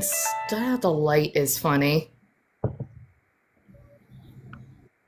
But I got a Labradorid egg. Yeah, this light kind of is crap. I just got one of those too, but it's not an egg.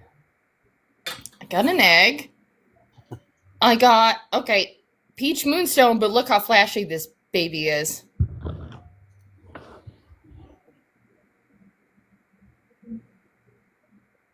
You see all that blue? It's wild. Right, yeah, she's beautiful. And then my carnelian, hold on, let me grab her and figure out.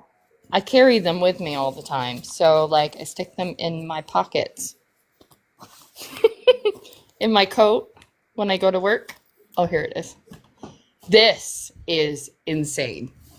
This one, I immediately went, yup, I need you. Oh, wow. It's the darkest carnelian I have ever seen in my life. It's so dark. Yeah, I like that one.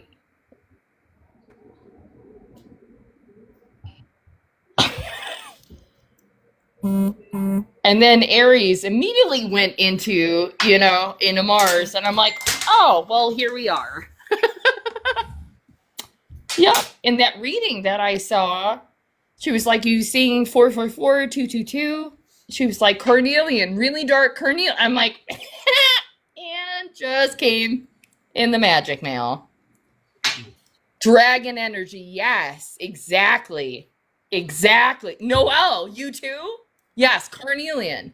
I feel like people right now who are just like, especially women, it's a woman thing. The serpentine energy is laying dormant in all us women. It's just sitting there dormant. And I'm so thankful that I'm seeing like people like you, Maggie, like especially people like you getting drawn to this because this is where the balance is. Like this holds balance. When you hold it, you feel the balance. It's like gravity doesn't exist. It's like you're able to see creation. You're seeing like mountains build and like that's what I picture when I hold it. I picture Enlil. I picture that in my brain, that dream I had about Enlil and Enki. I had no idea about any of them. I had just bought the book. It was like I touched it and read it. It was weird. And I had that dream that I was Enki. And I was coming down and talking to humanity. Or not talking telepathically. I don't know if they knew I was there, to be honest. But I was there, and I was like, oh my gosh, I have to save my children. Like, I got in panic mode. Like, he's gonna, yes, thank you. Like, I'm gonna flood this. Like, my brother's gonna flood this. The weirdest part was I felt that there was a third brother. Interesting. And the more I think about it, the more I wonder if either A, somebody got left out of that story, or B, because I think Enki was a twin and I wasn't in that dream. That was the way it felt. A dark and a light. There was a light energy that was missing in that interaction. But I watched him create the world and I watched him destroy it a bunch of times over. And I had helped in it, in that dream. So I don't think it's an accident that I'm here now, knowing what I know. Because we all have that choice to be an Enki or an Enlil in that whole series of events. We can either be part of the destruction or we can be part of loving each other the way that we need to, right? Lift each other up.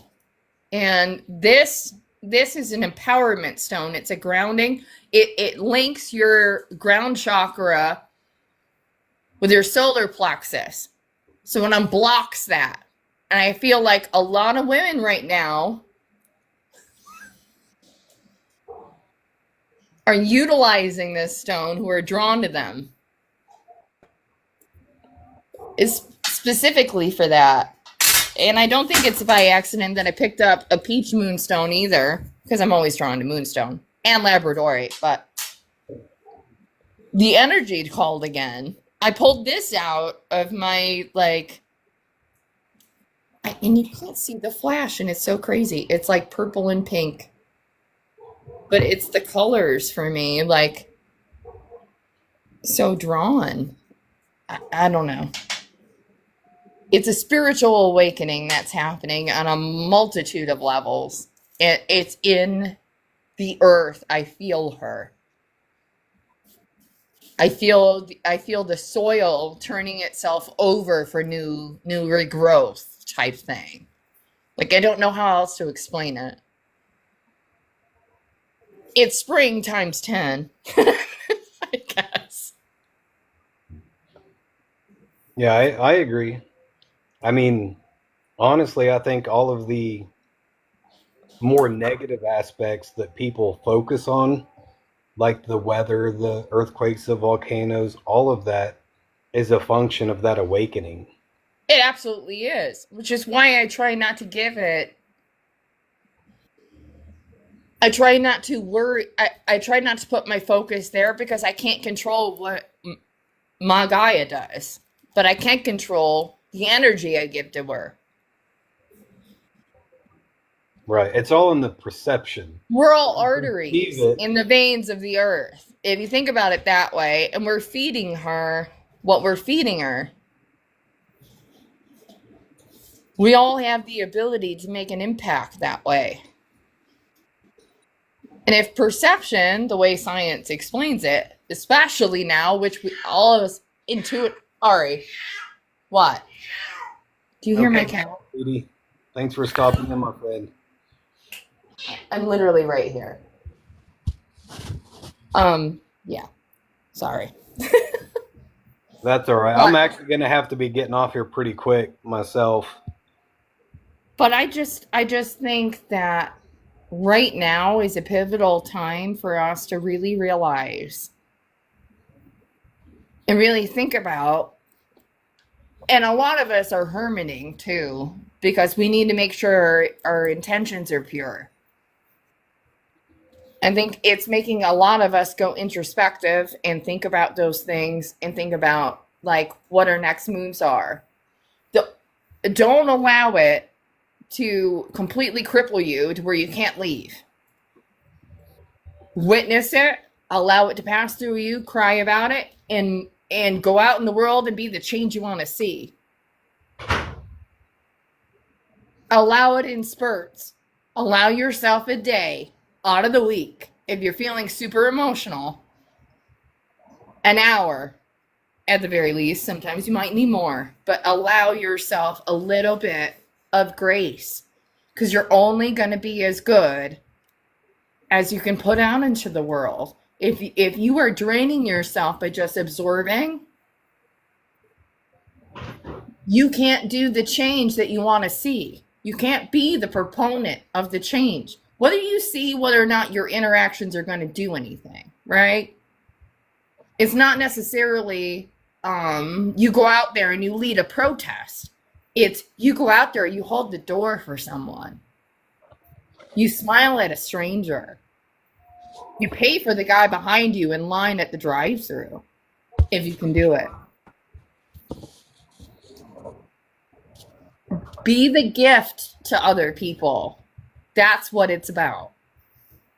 That's all we can really do right now for each other, really. It's the State of the Union. Right? At the end of the day, that's all we can really do. It's the balanced decision that I have made for myself. I just had a really big epiphany. Ding ding. I thought you did. I saw your face. Well, it's something I've been wrestling with for a year now, and I think I've finally just had something click. Good. But I need to ruminate on it for a little bit. I need to mull this over before I really talk about it. No, that's fine. Glad I was able to help. Pull a crystal card, my friend. Yeah, let's do that. I'm gonna pull one of the new Gaia oracles that I got. Pull a new Gaia. Pull a crystal card.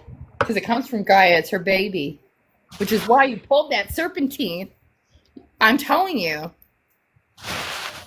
The crystal that I pulled when I went in and I ended up getting a quartz heart that had a hematite and golden heather inclusion. And anybody who has touched it has gotten zapped, except for me and my nephew. The energy on that is crazy. Oh, yeah. Chris Riggs. Hold on, I'm reading you. Okay. Light Warriors. Yes, Bren. I'm going to drop you down, Aaron, so everyone can see this card and everything. Whenever Yes, no, you're fine. I love you. Remember how to I do love that. our group. Well, thanks for coming up here with everyone. I appreciate that. Absolutely. I felt like I couldn't not tell you. And there's a reason why, clearly. Oh, yeah. Well, thanks for Yeah. sharing. I appreciate You're it. welcome.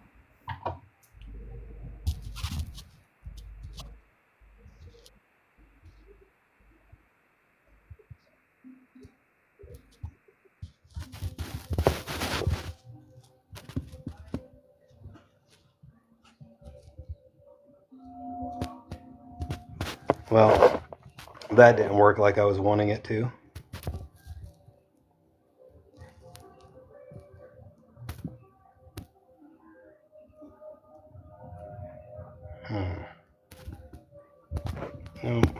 Okay, we're just going to leave it at that. All right. So I'm going to pull a Gaia Oracle for everybody, and then we'll do a Crystal Oracle as well.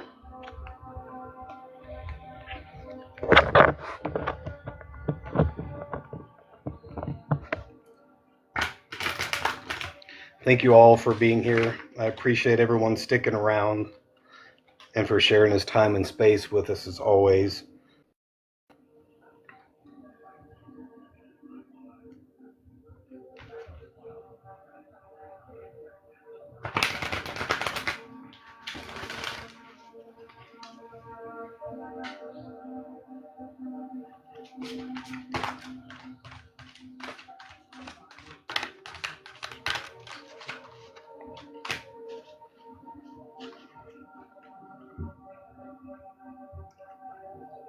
This deck is new and they're really sticky.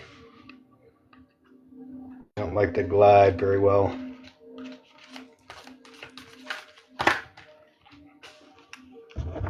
And that one flew out. Ooh.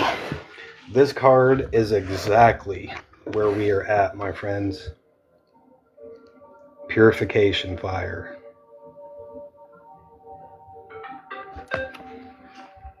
Bare Essentials, the naked truth, wholeness. Let me get to my spot here and then I'll read this for you. Doom card about to come out. Purification Fire can be perceived as doom, or it can be perceived as a cleansing and a birthing of a new cycle.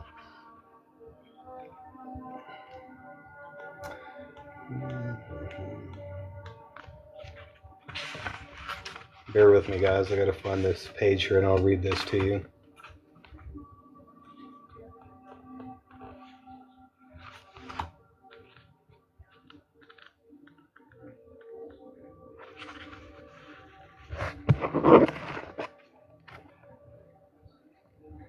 What is it that your heart truly desires? What do you perceive is missing in your life? In order to find the answers, you must look inside your heart. You already know this, but you have been reluctant to look because a part of you fears what your heart is trying to tell you. The only way forward is to face your fear. Something in your life is not working out as you would have liked, and it's not going to get any better unless you have the courage to face it. Close your eyes and relax. Imagine a beautiful flame warming your heart and soul. Feel its purifying and healing light burning away your fears and doubts, healing your body and mind, and clearing away all obstacles, either imagined or real. Feel your heart center as an endless space full of only love and light. Feel that peace. You are safe in this eternal space of light. Now what is your heart saying? When it brings a tear to your eye, you will know that it is your truth. Your soul will guide you towards happiness. All you need to do is follow, trust. And then the affirmation, I listen to my heart and follow its guidance. I deserve to be happy. I have the power to create my reality. I trust that all will work out well. My life is clear of obstacles. I cannot imagine a better card for this energy of this live tonight with the discussions that we've had. The card was absolutely perfect. Absolutely. All right, now I'm going to pull one of the crystal oracles for everybody as we close this live out tonight.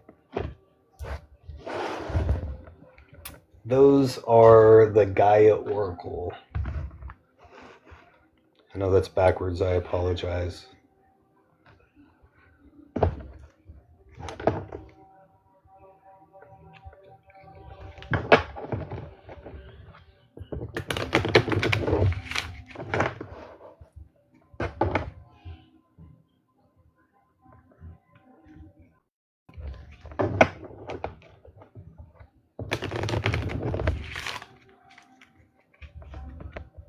You're welcome, my friend.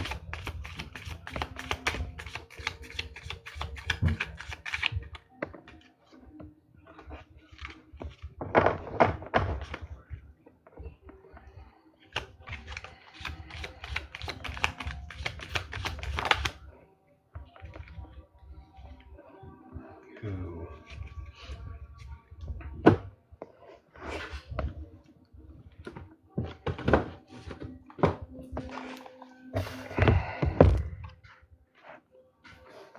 Rose quartz. Give me just a second. Let me pull this up for you.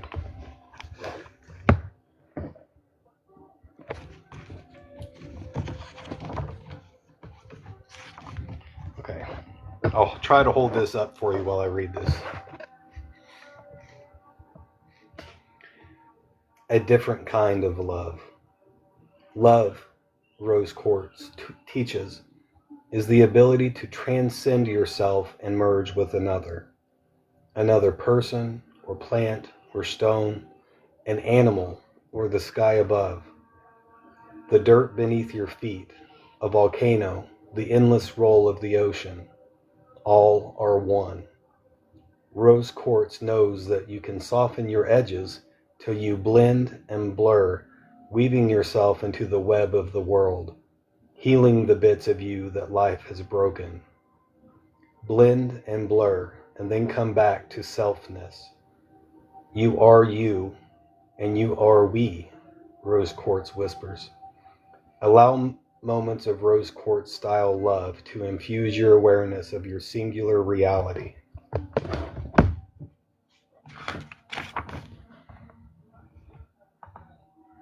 The reflection is I am.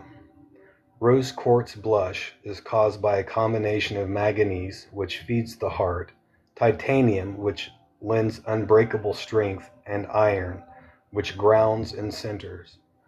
We too are made up of different parts. What different parts make up your being, and how do they play out in your personality?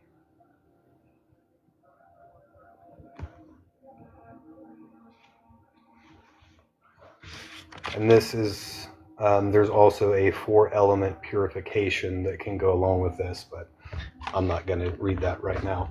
I will post it on the Telegram group for anybody who's interested in that. All right, everybody. Thank you all so much for being here, for sharing this time and space with me. I appreciate and love each and every one of you. Thank you so much for being here. I will be live again, hopefully at the regular time next week. And I will post once I get the Magi's list completed, and it will be uploaded on the website at magirising.com. If you haven't, please go check out the website and let me know what you think. I hope everyone has a fantastic night, and I can't wait to do this again soon. Hope everyone enjoys the rest of your weekend. Have a good night. I'll see you soon. Good night.